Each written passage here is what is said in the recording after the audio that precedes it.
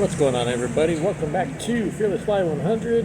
I'm out here back. Let's see, where am I? Man, we've been running around crazy and going all over the place, touring the country and everywhere. We're back at the mothership, at the Millennium, the prime, I guess you can call it the main place. That's right, we're in Springfield, Missouri at the main terminal for Prime Incorporated. So the next item on our agenda is the TNT portion of our training. Now TNT stands for training and trainee, or trainer and trainee. I don't know, it doesn't really mean that you're dynamite, but it means that you're going with a trainer on the road. So the trainer that got a hold of me, he came in from Colorado and down to San Antonio. And so I met him there in San Antonio at one of the truck stops. And we got a load from San Antonio to Washington. We had to wait a little bit till about midnight because I think it was a produce load, if I remember correctly, and they don't load till later in the day. No, I take it back. It was a Starbucks load. First load was a Starbucks load from San Antonio to Washington State. That's right, all the way up in the Pacific Northwest to where I haven't been. So I was the one who took off that evening from the pickup and took off. Then, not even out of Texas during the night. It was raining, it was windy, and it was all sorts of commotion, I guess you could say, driving on the road. I can only do 35 miles an hour while driving. And that's to be expected while driving. I mean, you come upon a whole bunch of other circumstances, and you have to deal with what you have to deal with. And then driving through the mountains and taking the passes over different places, up and down on the roads. So I learned a lot about using the engine brake and using the truck safely to go down curvy, steep passes in some cases. So we delivered in Washington, and then from Washington we picked up at a different place, and then we headed east towards Georgia. We delivered in Georgia after Washington. We were running cross country, and then from Georgia we wound up in Grapevine, Texas. Delivered in Georgia, picked up in Georgia, and then ran across to Grapevine, Texas.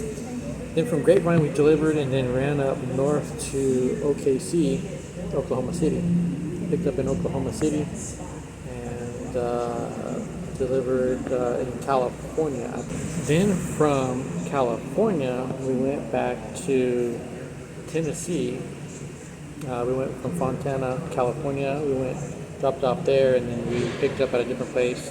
Went back towards Tennessee, and then we went to like Kentucky, then Kentucky across to Kansas, and then we just were crisscrossing all over the place, all over the country, from Pennsylvania to Michigan to Colorado, and different places like that. And then finally, when we finished, when it was home time for the trainer, we finished in Atlanta, Georgia. That's where he's from, in that area, Atlanta, Georgia.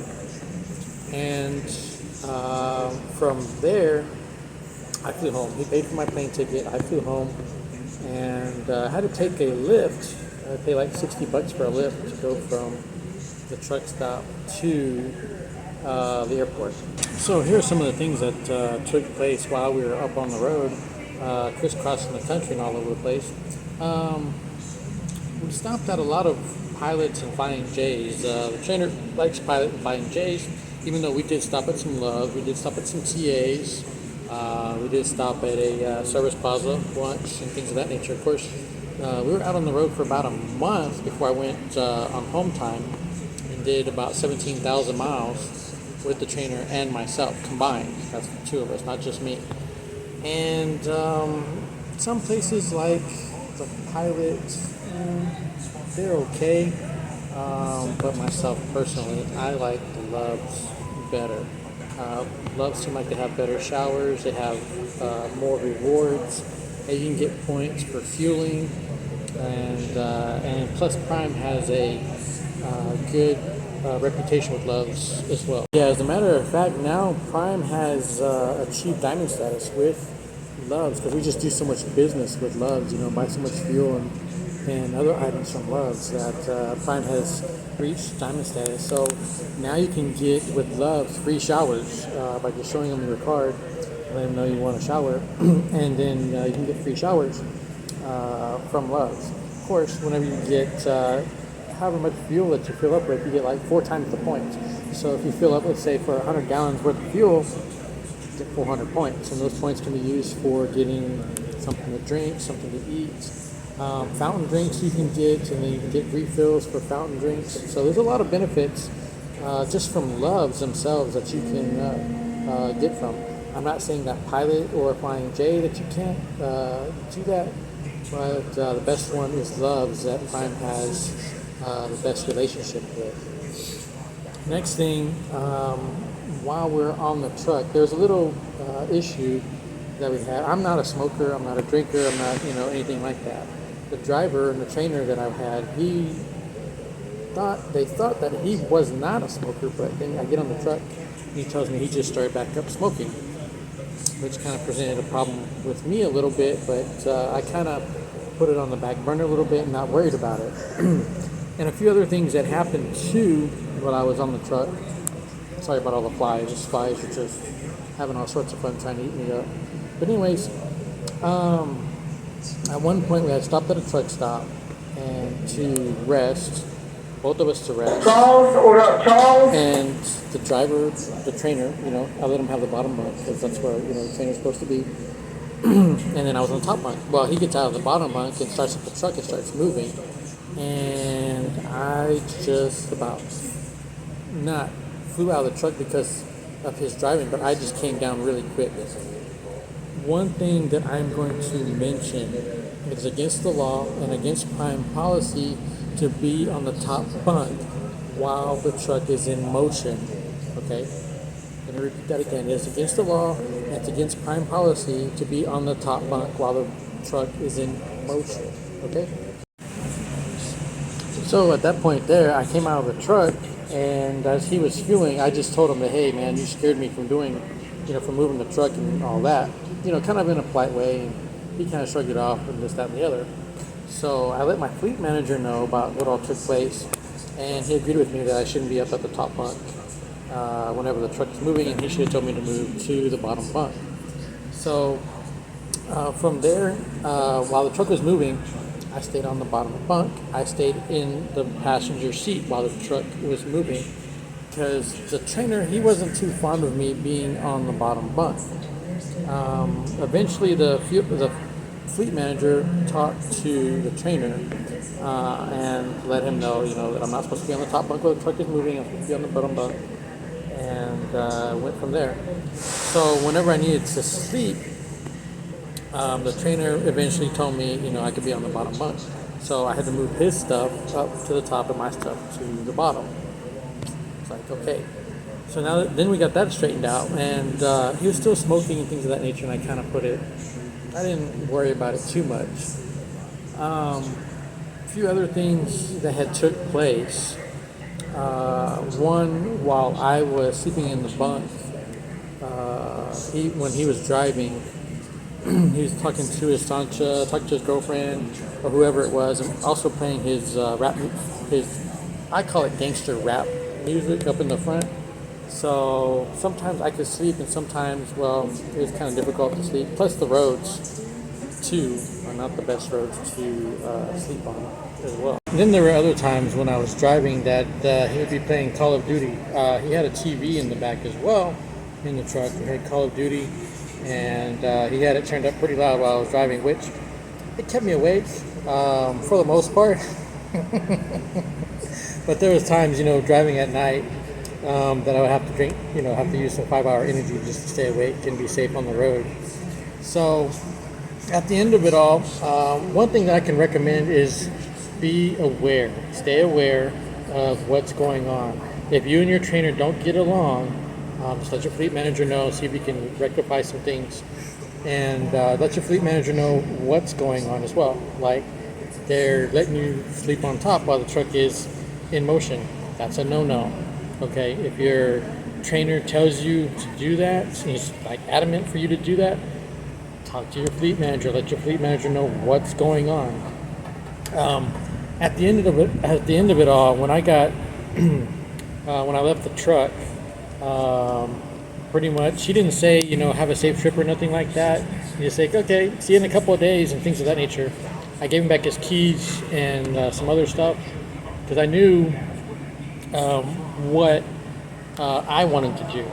I pretty much told my fleet manager that the main thing that I was concerned about is the smoking aspect of it and things of that nature. Although I had, other complaints and other things also that all took place.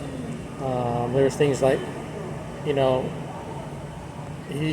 didn't seem like he had much respect for people. There's some people trying to help me back in. He's like, no, just let him do it, this, that, and the other. And even times when I was backing in, it didn't seem like he knew left from right, which I'm not saying that's bad. I'm just saying, I know my left from right, even reverse. I can tell you, if you're backing in, turn left, turn right, which way you need to go and things of that nature. And then I don't think he even remembered my name while I was on my truck. So, and then I would have thought, and it's just my opinion, I would have thought that he would have paid for my lift going to the airport. So there's just a few things, to be cautious about. Like I said, if you have any questions or anything, if you've got a good relationship with your trainer, just talk to him about what's going on. Tell him you're concerned about this or that or things of that nature. The first trainer that I had, he told me how to descend mountains. Told me a little bit about the Qualcomm and how that works. So I got, the training that I needed from the first trainer. It wasn't, I wouldn't say the best, but it was enough to get me by. So, if you think that your training is mediocre, it's not up to par, it's not what you think the training should be, because it should be top notch. It should be top notch training from your trainer. They should have, to me, in my opinion, they should have a heart of a teacher. They should be willing to tell you, hey, no, you're doing it wrong. You need to do it like this. And you yourself, you need to be patient. You need to not have a bad attitude. And you need to take in what the trainer is telling you.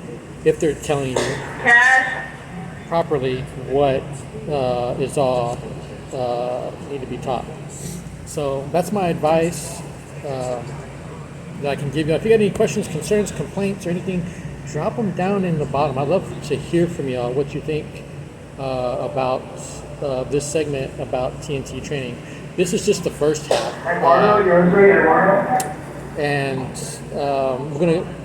And then there's going to be a little bit of home time also later. I've got a whole bunch of other info as well that's coming up here in the next videos.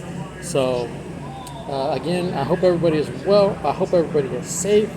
Hope everybody's having a good time out there and being cool and staying cool, because I know in places it's been hot. It's been very hot in a whole bunch of different places. Like, share, and subscribe to the channel. And if there's anybody else that you think that might be interested in this information that I'm putting out about my experience, just let them know about my channel and what's all taking place. Again, I hope everybody is well. I hope everybody is safe. Thank you for watching. Everybody who watches my videos. I don't do it just for me. I do it for everybody who is interested. I do it for everybody who watches my videos. That's why I put this information out there. That way, y'all can get the most accurate information about what's going on in a timely manner.